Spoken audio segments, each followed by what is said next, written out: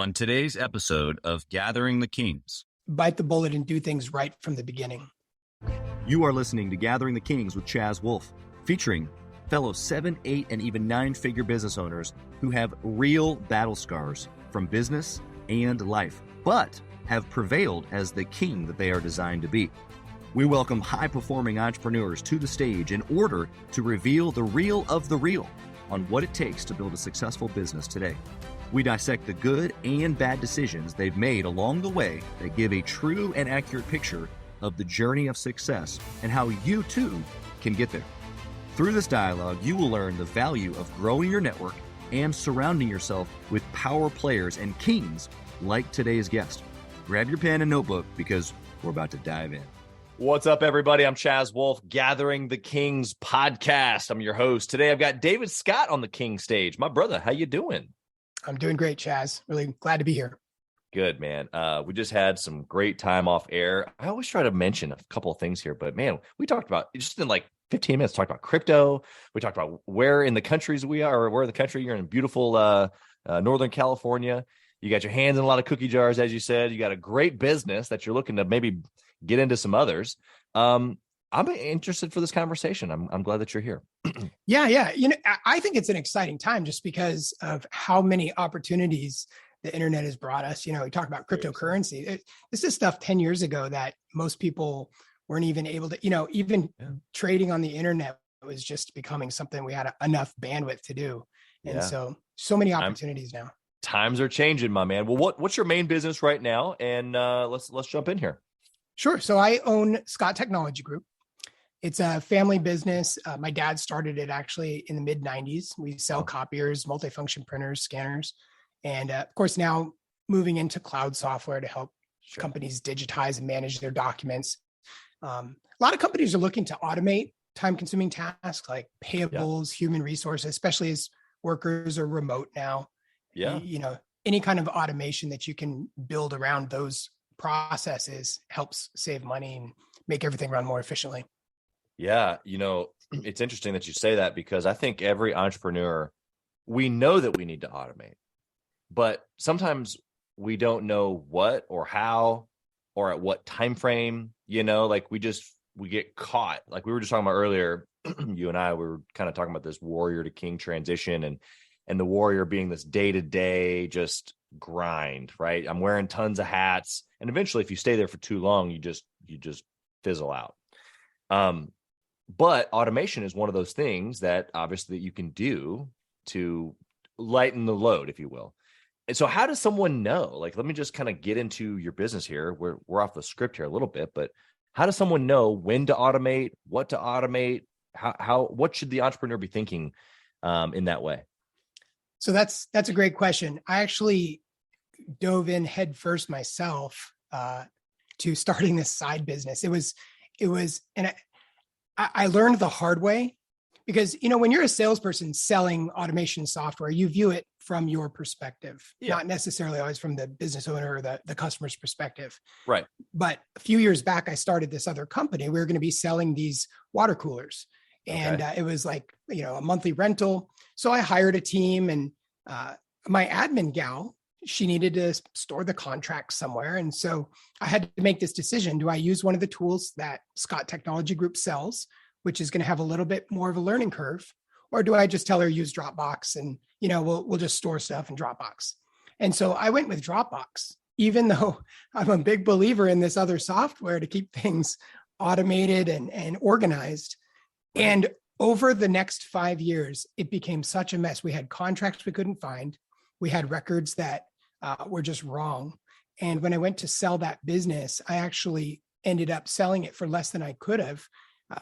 The buyer actually found product that was in the field that had never been recorded and we'd never billed for, and just a mess. I lost at least 5 figures in potential revenue on that sale because I didn't keep good records.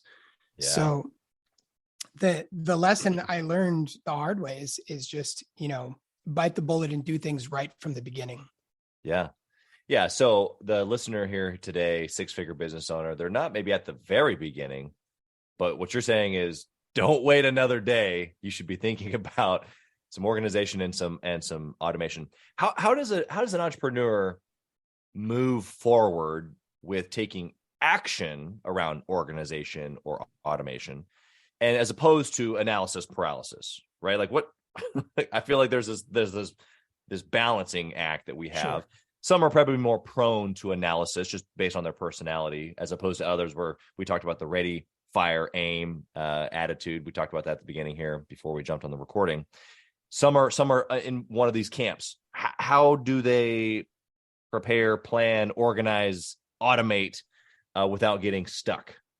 Yeah, it can be difficult. I'm a big believer in processes. So I think the biggest thing is take what you have and just make a policy around it. If they're using Dropbox, fine, work with it, but make a policy so that everybody's doing things the same way. Everybody knows where these documents are going to be stored, how they're going to be stored, how to access them. And there's just a process in place so that stuff doesn't get lost. If a worker just suddenly quits, all their work it's not a mystery. You don't have to get a forensic accountant to go back and figure out where everything is. So there's been times where I felt that though. Absolutely. Me too. So I think having a written process and a written policy is the starting point. And then you'll start to see where the pain points are. Hey, we're doing this, but we're spending a ton of time scanning and doing data entry. We're still moving paper physically around. We're still emailing documents back and forth, and they're getting lost in emails. And then we can start to plug some of those gaps or address those bottlenecks. Yeah, 100%. Yeah, and it always doesn't have to be the entrepreneur either, right? Like we take a look at, maybe I've only got 2 or 3 people on my team. I'm a pretty small entrepreneur, but we have them write out what they do. Right. They're going to know it better anyway. And then, like you said, we can take a look at that and we can identify some areas of opportunity for automation. I love actually going to my team. I try to do this a couple times a year where I'm like, okay, write a list of everything that you're doing, especially the things that you do every day, multiple times a day, repeatedly, over and over and over again, because that's a super easy way to go, okay, surely there's got to be something somewhere, somehow, that I can find an automated tool or a rule or Zapier or whatever Absolutely. That can help me out with this, Right. Absolutely. That's the place to start. Once you've got it written down and you can understand it, and you can assign somebody to, find a few possible solutions, or you can go yourself and see what's out there. Exactly. Okay. Good stuff. Well, so my first question, now that we're minutes in, I want to get to it finally, but it's the same question. You said you listened to some shows. Really appreciate that before you jumped on here. It's always the same. And I think it sets a really, really awesome tone for guys like you that have had enough success where maybe you don't feel like you're done yet. You don't feel like you've maybe reached it, the top level, but man, there's got to be a reason at this stage that you're still going. I want to know what that is. Man, I've always had this desire to play in the largest arena. I want to be in the major leagues. And when you're an adult, that's business. When I was a kid, I think that's actually why I was in the Marine Corps when I was younger. Okay. And I had this point when I was 17 of trying to decide what am I going to do with my life. And the Marine Corps to me just seemed like the largest, most meaningful, most impactful thing I could do. And this huge challenge to be accomplished. And if I could do that, I could do anything. Yeah. And it really set my confidence very high. And then it also just set my risk tolerance very high. So now I feel like I'm just constantly chasing my own potential, trying to see how far I can push. If I'm not reaching my potential, I'm kind of discouraged. Yeah. So I tend to look at making money as this puzzle to be solved. And I don't want to the money is a byproduct of doing everything else right. But I want to build a great organization. I want to be able to have meaning in it. I want to be able to mentor people, make a better life for my family, have freedom of my own time. So I don't want to be, a slave to this thing that I've built, right. and then have money come as a byproduct of all that. And so even if it takes my entire life, I feel like it's a meaningful conquest. Yeah. Yeah. I think that what you just said there at the end, like super resonates with me even personally, is that it is going to take until the end. In fact, most likely my vision, hopefully it's big enough to where it can't be done in my lifetime. right? Like what you're talking about, this potential. It's like, man, what if it goes beyond me? Right. What if my potential is an extension into, like you said, your team or your family or your children or your grandchildren or whatever that looks like? It's like, what if my potential getting to that little piece goes beyond my physical life here on earth? It's like, man, that's big and deep. It's like, how does that get me motivated today? What do you think about that? Like, do you wake up thinking about this? Let me go get my potential, or is it something different?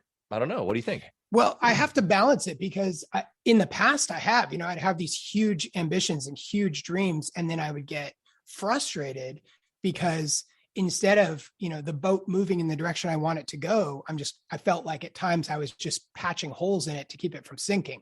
I can't even start rowing yet. So there have been times in the past where I'm just beating myself up, feeling like I'm not getting there. And then I've really changed my mindset in the past few years and spent a lot of time thinking about that, just realizing that, no, this is a process. This is something everybody goes through. In fact, building from the ground up is going to make me a better entrepreneur, better business leader down the road. And so I'm just embracing the day-to-day as much as possible. I spend a lot of time making sure that my mindset is right. And I don't say that as a cliche. Like, I have fallen into that trap where I wasn't taking care of my body. I wasn't taking care of my mind. I was just working. And real quickly, the mindset goes into discouragement, frustration, depression, and so just getting in those early morning workouts, making sure I'm eating right, even vitamins, man. I was trying to lose weight a while back and I started to eat too little. And I think the malnutrition caused depression. And so I think as entrepreneurs, sometimes the battle is as much up here as it is out there. Yeah. And you're right. So that can become a real challenge. Yeah. The vitamins piece, that's so simple. I have to habit stack with vitamins, man, because you want to talk about out of sight, out of mind. Yeah. It does not happen unless it is super obvious. And then even in that obvious, I've got like red lights, alarms, other people, hey, over here. Well, and here's the thing is that something that simple can start to cause you to get into this little bit less optimistic, little bit less ambitious mindset. And you're like, maybe I shouldn't do that business deal. Maybe I shouldn't take that risk. Maybe I shouldn't hire that person yet. Maybe the economy is going to crash. And all of a sudden you're thinking in terms that are like life-changing for you and X number of employees and your family. I mean, we really have a responsibility to take care of ourselves. Yeah, no, it's so true. All right, let's go a little bit practical here. I want to hear, inside of, maybe the first couple of years. I know you said your dad started the business. And so, I want to hear about how maybe you got started in the business. What was the transition like? Did you work with your dad for a while? Give us how it kind of started.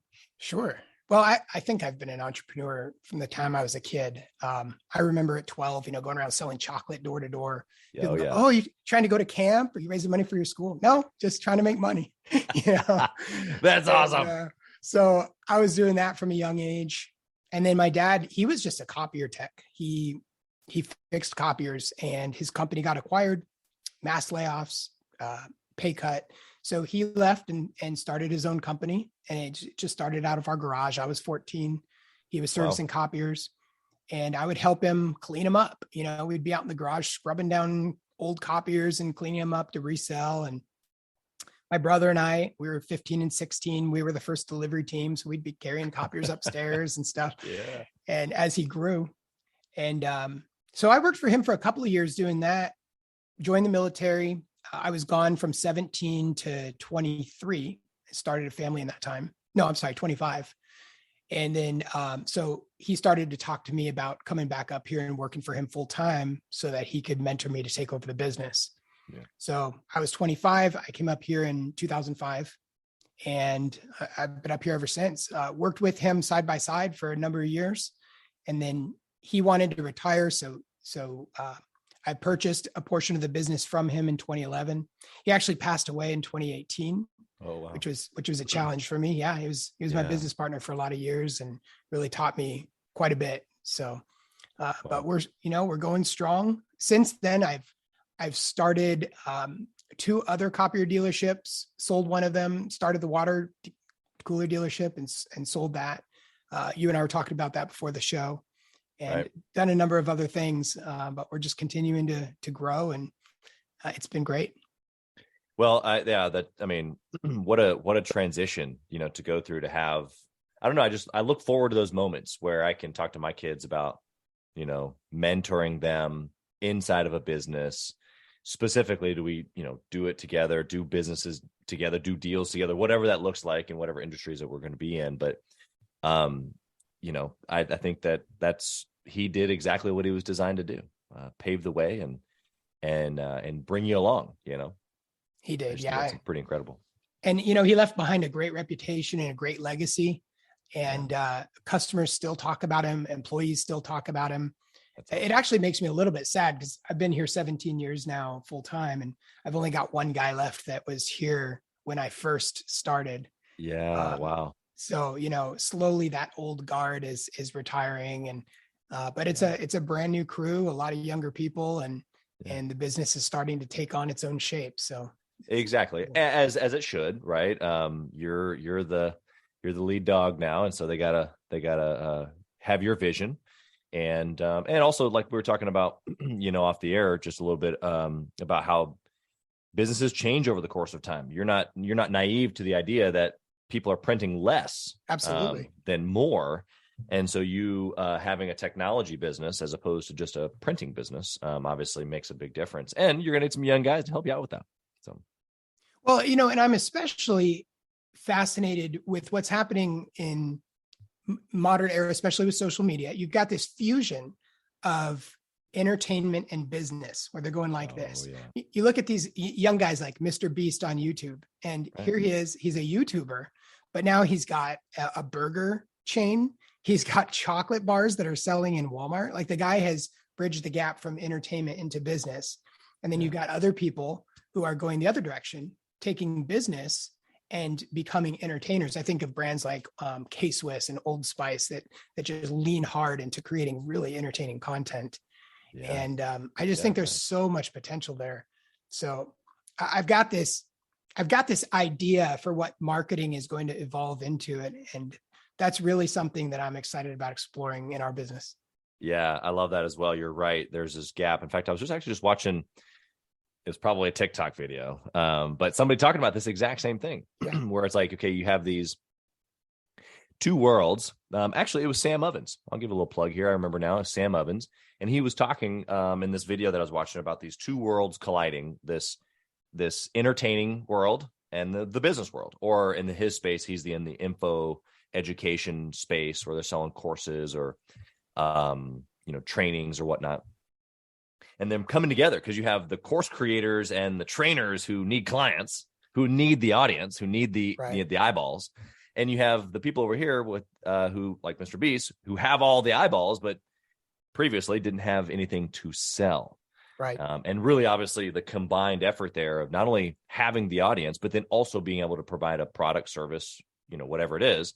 That's the ultimate in business, is to be able to do both, because otherwise you're lacking either a business, literally sales, or you're lacking the ability to find people to help them with your product. So, Gary Vaynerchuk said, he made this comment that has just stuck in my brain, but he said that attention is the new real estate. Yeah. And the more, everybody spends time staring at a screen. And if you can capture a few of those minutes from every person, then you now have that real estate and you've got something. But if you can't get attention, Grant Cardone talks about this. If you can't get attention, then you really can't sell whatever it is you're doing. Even if it's the world's greatest, cure for cancer, if nobody's going to listen, what good is it? Exactly. Yeah. Yeah. And I think that, this is good for the listener to hear, because it's not just a guru thing, right? Like, you get attention and now you can flaunt your jet. Right. It's really about you as the local business owner. You have a technology print business, or the guy that's listening that has a concrete business, whatever the spectrum of all these businesses, you need people, you need eyeballs, you need attention. And how we do that, obviously, is changing is our point here. We're changing It's becoming entertaining. It's becoming more story-like. It's becoming more authentic, really. Like even just this right here, just having a conversation back and forth allows people to be able to see you and I both in different respects because we're just being us. Like I got my elk hat on today. You're chilling over there in your office. I can see what your life looks like for real. And so I think that it's just a great depiction of where things are going, and it's for every business. It's not just you and me or the gurus that we mentioned. It's for everybody that's listening. They need to apply this to their business for sure. Absolutely. Yeah. There's actually a great book. Sorry. I'll just go ahead. end that thought. Marcus Sheridan wrote this book, They Ask You Answer. Okay. And I was at this conference and this lease company was presenting, and they actually gave everybody a copy of this book, They Ask You Answer, by Marcus Sheridan. Wow. And this guy, he's in like West Virginia. He has a pool and spa business, and it was struggling. I think this was maybe in the early 2000s. Okay. And he just started writing blog posts, answering questions that people commonly would ask them. What's the best kind of pool, in ground or above ground, or what kind of materials? So he would just write these blog posts, and he just was constantly, anything that people would ask, he would create that. And he started to dominate the search engines. And then he started to do reviews on different companies, reviewed his competitors. So when people would search his competitors' names, his blog would show up, and the guy just has this inspirational story of turning around the pool and spa business there and turning it into a huge success. Yeah. And I think that concept is still valid, but it's changing. The thing now is short form videos. You mentioned TikTok, YouTube Shorts, Instagram Stories, and companies that can really lean into that and maybe combine a little bit of education for their customer with some entertainment value are the ones that are going to get that attention and dominate. Yeah, absolutely.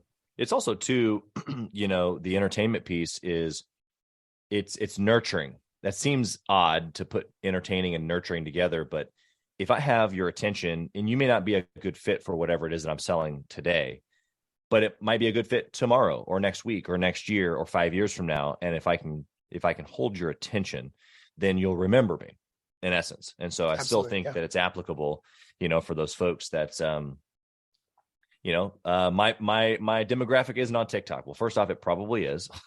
Right. Number two, even if it's not, guess what's going to happen in 5 years, 10 years? The people that are on TikTok who you quote don't think are in your demographic are going to become your demographic. So don't be silly. All right, let's get into some practical decisions that you've made. I want to go good and bad here. Think about a decision that you made inside the business that a listener right now that can go put into principle or into practice rather, today, something that you did that they can take a note of, and it's super applicable. Absolutely. So I think one of the most impactful things happened during the throes of the pandemic.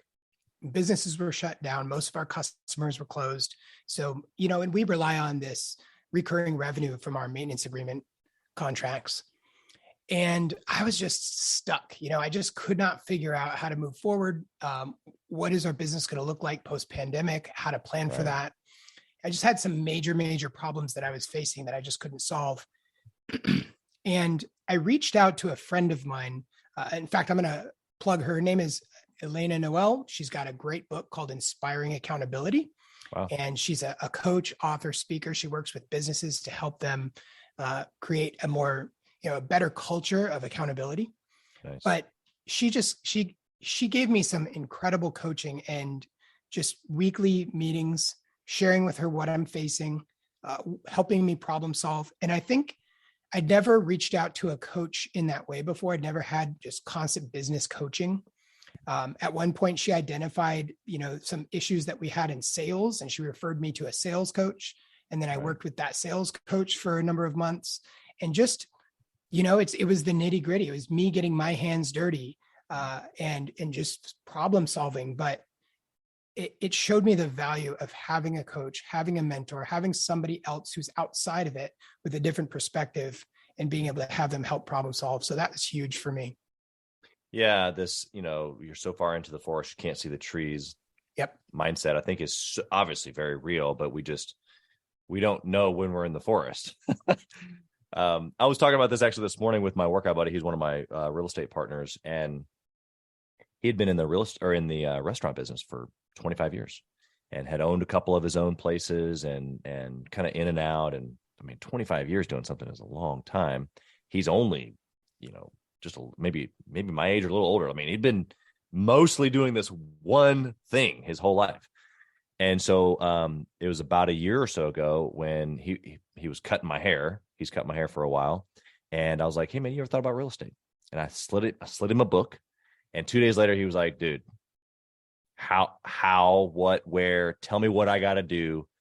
And so we ended up creating a company and that's been all great. But what we were talking about this morning is this thing right here. It's like he felt odd doing something different. And sometimes we just don't know to shift or even what to shift or how to shift or where to go unless we have that person who's just completely not in our forest at all go, hey, have you ever thought about this? And it wasn't me because he's done all the work. It was just my perspective. It just switched his brain for a half second long enough to realize, man, this is something completely different, which is in essence what you're saying. Do you want to add anything to that with the example that you gave with the coach? Yeah, I think just like you're talking about, I mean, I know you've got a mastermind group, and having people that have been through experiences or have resources or just, can point you in a direction to explore. It makes a world of difference. And so maybe stealing from a future question, but I absolutely value mastermind groups for that reason. That's beautiful. Yeah, no, it's good. It's good. It's good for the listener to hear because, in that warrior stage we talked about, sometimes you're just busy, and like you even said it yourself, I was just doing the thing. I was stuck. And it takes doing something different or talking to someone different to change it. And so let's flip the script. I want to know of a bad decision that you've made where, obviously it didn't take you out of business, but man, you learned from it and we can learn from it too. Yeah, I have a good one. So the water company I started in 2016, it's a great business. It's essentially these water coolers you can put anywhere in the building. They purify your water. It's hot and cold drinking water on demand, no bottles, flat monthly rental. So, it made a lot of sense for the customer. And I got excited about it because it could be this recurring revenue business model. Yeah. So, I immediately jumped in. I leased a couple of vans. I started to hire some people. I built it up because I'm running this existing office technology company. And that's kind of how we do things. If we need to hire somebody, we hire somebody. Yeah. And I was not thinking in terms of a startup, and just really quickly got into debt, got in over my head. I just didn't do the due diligence to have a good business plan, good budget, good cash flow. And about that same time, I was also starting another copier dealership over in an adjacent city. Really believed that we had the right guys that we were partnering with that could just grow it really fast, but same thing, didn't have a good business plan, didn't plan for the cash flow. In the Marine Corps, when you call for artillery fire, you have them shoot a few rounds and then you call them and you tell them to adjust. And so I was approaching business the same way, like, hey, if we miss, we'll adjust as we go, right? We don't need a business plan. Well, one thing led to another, and I ended up in just this massive debt. And at one point I had to start facing the decision, do I pay payroll or do I pay, send in the payroll tax withholdings, because I didn't have enough to do both. And every week I just had this, or every 2 weeks I had payroll coming up. And so it just became this huge stress point, started to fall behind with the IRS. And when you don't send in payroll tax, like that's could be criminal. So I found myself having this discussion with an attorney, like, am I going to prison because I'm really far behind? I don't know how to catch up. And he goes, no, they're not going to send you to prison for being a bad business person. You just gotta, if you were buying a boat with it, that'd be different. So, just a really bad decision. I think I'm a religious person. I think God sent the right guy at the right time to buy that company. And he bought it for enough to pay back the IRS and pay off some of the debts. And so we got out of that alive. But that was a very scary time for me, a lot of stress, and just really underscored the importance of going into it with a plan, knowing my cash flow, knowing my numbers, what's it take to be profitable and to grow, and how much capital do I need to do it? Yeah, I love two things that you gave to us. I love that you said you weren't thinking startup because you took over an existing business. Right. And so there's this huge difference, obviously, between a startup and buying a business. I'm curious to know, though, if you did it all over again, would you buy an existing business or would you start up, since you've done both now? Boy, that's a great question. I think it all depends on the existing business, because if it had the right customers, if it had the right people, and they were profitable, the financing worked out right, I would want to look at the cash flow. But I think buying an existing business is better. It'll give you a faster start. Right. But you have to be confident that you're going to be able to keep those customers and keep those employees. And that's really key. If I was going to start up, I would start up a lot slower. And the other thing I would do, still running this business, is I would make sure that I had like somebody who was taking ownership of that. I was trying to be the CEO of both, and it was just too much. I don't know how Elon Musk does it, but I need somebody who can be in charge of that other business. I can't be doing all the hiring and training and going out on emergency service calls at middle of the night. So I failed to really put somebody in charge of that business, and that was a mistake. Yeah, those are all great points. I've done both myself as well, and you're right. It's a different challenge for each one. But man, if you can buy a business or roll up, right? Like someone listening right now, they already have their own business. Potentially what the easiest way to get to 7 figures is go buy a competitor. And there's deals out there, because just as we started this conversation, there's lots of opportunity out there. There's going to be, over the next 10 years, there's people looking to exit. And whether it's in whatever industry we're talking about, there's always going to be opportunities to go to the next level through acquisition. And so I think that's a nice little plug there.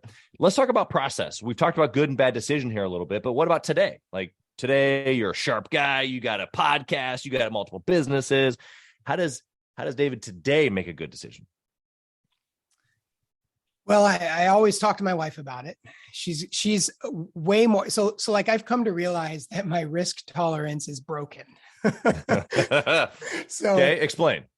I just, I'm somebody who, I love trading cryptocurrency. I think that tells you something.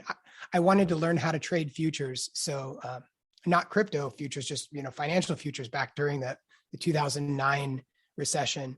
And so I just started trading like gold futures and started trading options, and lost a ton of money in the process. It was the worst thing in the world to just jump in and do with real money, but my risk tolerance has always been very high.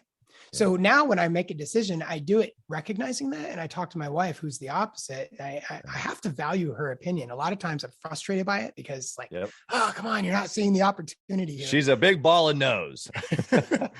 but she's objective. Like she doesn't just shoot stuff down. She will look at it, but she'll often give me some really valuable insight. It's good. I always want to make sure that, as somebody who believes in God, I want to make sure it's right, it's ethical, it's not in violation of the Bible, because I feel like that's a really important principle for my life. Yeah. And then the last thing is, when I finally do make a decision, what they taught us in the Marine Corps is make a decision and die by it. In other words, don't second guess it. Once the decision's made, it's made. Go after it and do everything you can to make it successful. Yeah, I love that. Such great wisdom. Some shared, some given from your own experience there. I love it. Let's go over to the speed round here. Got a couple minutes left here. I'm going to come at you in a different angle. My first speed round question is regarding tracking KPIs. I want to know, what is the most important thing to track inside your business? Boy, if I had to pick one thing, I would say it's got to be cash flow. And that's just because I'm not somebody who comes from an MBA background, so it's taken me some real world bruises to learn this.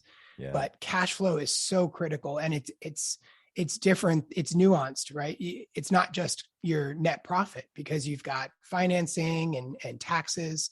So understanding how much of that cash you're actually going to be able to keep at the end of the year is really vital to the business and its growth. Yeah, 100%. I agree with you. The perspective of not having the background, I share with you as well. And so I even find myself, even still today, I'm a numbers guy. I run the numbers. I look at the profit. We can dissect it in 14 different ways. Right. But there is still like a little bit of street in me, Yeah. where it's like, like you said, a high risk tolerance, and I look at the numbers, but also I'm like, yeah, but I don't have a degree, so poo on that. Let's go over here and run fast. And so I think you want to bet real. on yourself. You want to bet on yourself, exactly. And so I think what we're trying to say is that it's real. You do need to do this. You do need to pay attention. Otherwise, eventually, like you said earlier, maybe you won't have a business. Right. Yeah. I found myself looking at my business one time and going, we're profitable. I'm just so frustrated. We're profitable. Why are we constantly having to borrow money or to, struggling to pay our taxes at the end of the year? What's going on? And then finally just, diving deep, sitting down with the CPA, figuring out where the cash is going. And it's elusive. It should be a no-brainer. That's something that a business person really needs to look at and keep an eye on, because that should be one of the first and foremost things. But I think a lot of times we look at top line revenue and bottom line profit, and we forget to look at our cash flow. Yeah, exactly. Good stuff. Okay. What book would you recommend, David, for a business owner trying to grow their business? So I'm going to recommend two of them.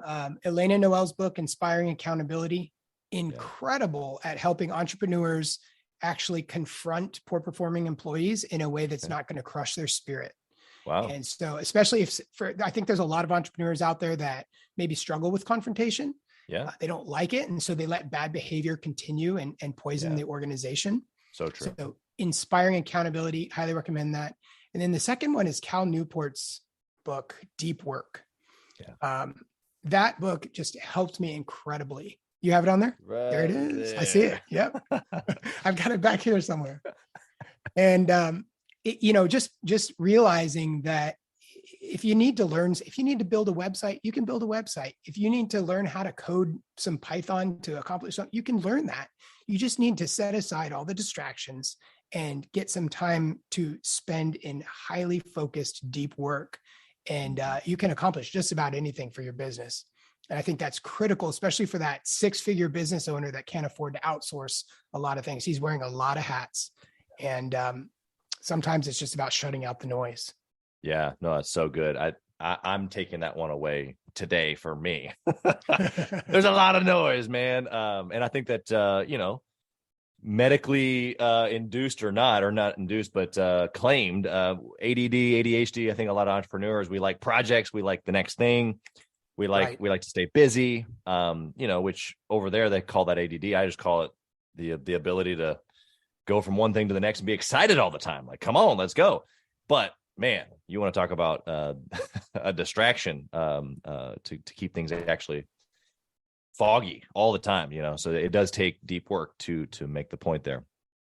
Absolutely. All right. What do you think? You kind of mentioned it earlier about mastermind groups having this perspective, but what do you think about in like networking maybe versus masterminding? Do you do both, one or the other? What would you recommend for the listener to do? That type of thing. I do both. So I'm part of a mastermind group that's specifically in my industry. So there's, 25 other business owners. We get together twice a year from across the country. Some of these guys have 9-figure businesses. And it's just great to learn from them. People that have companies that span, 4 or 5 different states. And so they've made all the mistakes. Some of these guys have businesses going back to the early 1900s even. It's amazing, selling typewriters and stuff. Yeah. And 4th generation. That's incredible. But, networking is huge because in just local networking, I've gotten to meet guys that have given me a huge education on how banks view SBA loans and how insurance companies think. I mean, just understanding real estate. So being able to broaden my horizons has been really helpful, networking with people in other industries. And that's really why I'm setting up my own podcast is I want to learn. I want to meet other people. And it doesn't have to be in the context of doing business with them. I just want to have more conversations so I can grow. Yeah. Yeah. Love that. All right. Well, I've got one last question here for you, David. I want to know if you could whisper in the younger David's ear, what would you say? I would say learn everything you can about finance and marketing, because those two are going to be a game changer regardless of what direction you go in. Yeah.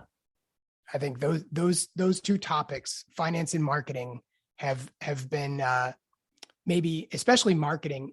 A lot of people cut marketing out when times get tough. And I think a skilled marketer can just make a huge impact on a business. So if I could talk to my younger self, I think I would have spent a little bit more time just learning the principles of marketing and focusing on that. And maybe invest in Bitcoin 15 years ago. Oh, for sure. As a fellow crypto enthusiast, I think about that often. I have asked this question, not it's a newer question. That's why I wasn't on your list. I caught you off guard on purpose. But you know, I have yet to hear the person say, invest in Apple, invest, like whatever the thing that their younger self should have technically or practically done. It's always theory, which is phenomenal. That's the mindset that we're going for. I just think it's funny because, man, if we had known what we know now, buy Bitcoin. Yeah, I mean, bro, it was really, really cheap not that long ago, Anyway, well, we just appreciate you being here. Obviously, you've just been super helpful and kind in sharing your story. How can the listener find you? Whether they need to do business with you in a technology, printing, automations way, or maybe they just want to reach out and pick your brain. How can they find you? Sure, absolutely. So I'm active on Twitter, Sergeant David Scott. I've got a YouTube channel. If you just search David Scott Podcast, you'll find it, or David Scott Finance. It's under both. I'm on Facebook. I'm on LinkedIn. So, I don't use Facebook and LinkedIn as much, but I check my DMs. They're open. So would love to hear from anybody. That's awesome, man. Well, you've been incredible here today. Thank you for, again, just sharing of your time, your history, the whole deal. We wish you nothing but success, blessing on your businesses and your family and all the things that you got your hand to. So thanks for being here. Thank you, Chaz. It's great.